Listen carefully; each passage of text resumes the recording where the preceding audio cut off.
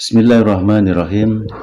Assalamualaikum warahmatullahi wabarakatuh. Pemirsa, salam jumpa lagi bersama saya Ramadan, pengasuh bengkel ide, inspirasi, dan edukasi.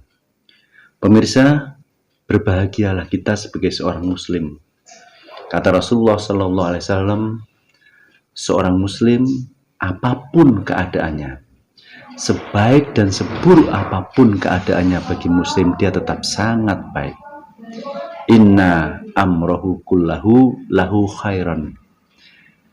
Sesungguhnya apapun keadaannya, dia akan dalam keadaan baik-baik.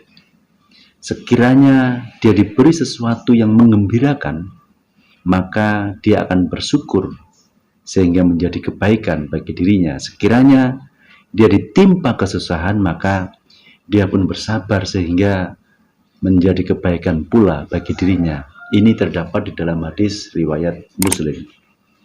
Pemirsa, jika musibah itu diartikan sebagai hal yang buruk yang terjadi pada kita, atau itu menimpa kita dan kita tidak bisa menghindarinya, atau dalam definisi Syekh Ibrahim Anis dalam kitab Al-Mu'jam Al-Wasit, sebagai sesuatu yang dibenci yang terjadi pada manusia, maka kulluhum makru'in yaluhu binabil insan, seperti penghalangan, bahkan pembubaran dakwah dan intimidasi dari para penggemar dakwahnya, lalu kita bisa sikapi dengan benar, maka itu tetap baik bagi kita. Pemirsa, bagaimana mensikapi musibah dengan benar?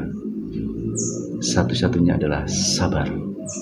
Menurut Imam As-Suyuti dalam kitab Tafsir Al-Jalalain, sabar adalah menahan diri atas apa saja yang kita benci.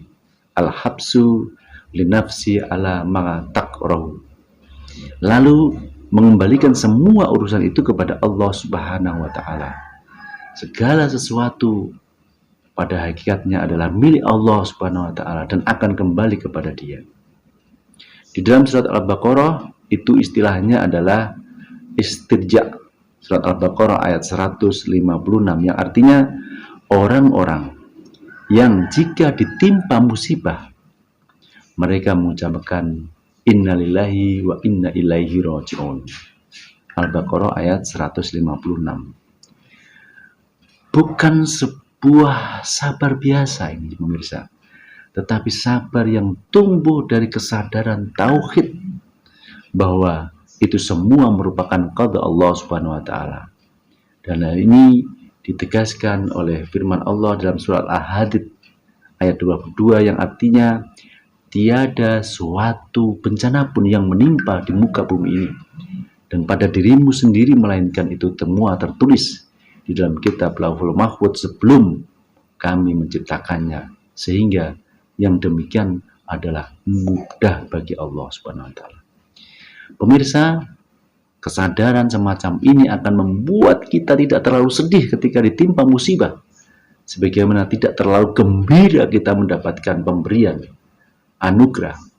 Allah Subhanahu wa taala mengingatkan hal itu yang artinya kami menjelaskan yang demikian supaya kamu jangan bersuka cita atas apa yang luput dari kamu, dan supaya kamu jangan terlalu gembira atas apa yang Dia berikan kepada kamu.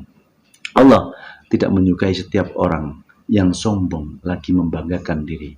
Surat Al-Hadid ayat 23. Pemirsa, orang-orang yang bisa mensikapi tiap musibah dengan sabar, itulah yang Allah akan yang dia akan mendapatkan rahmat dari Allah Subhanahu wa taala.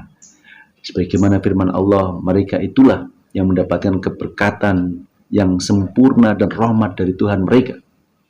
Dan mereka itulah yang mendapatkan petunjuk. Al-Baqarah ayat 156. Pemirsa, sebagai manusia, pengetahuan kita memang terbatas. Kita tidak tahu apa yang bakal terjadi pada hidup kita ke depan. Yang kita tahu peristiwa buruk atau hal yang tidak menyenangkan terjadi pada kita. Namun, apa kebaikan atau hikmah di balik itu kadang kita tidak tahu. Bisa jadi itu diantaranya adalah memang yang kita harapkan. Selanjutnya, apabila tertimpa musibah, seorang muslim harus tetap istiqomah.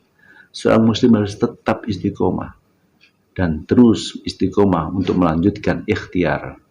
Ia harus tetap melakukan berbagai usaha untuk melanjutkan kebaikan dan memperbaiki keadaan serta menghindarkan diri dari bahaya-bahaya yang muncul akibat dari musibah tersebut. Demikian inspirasi sore hari ini. Wassalamualaikum warahmatullahi wabarakatuh.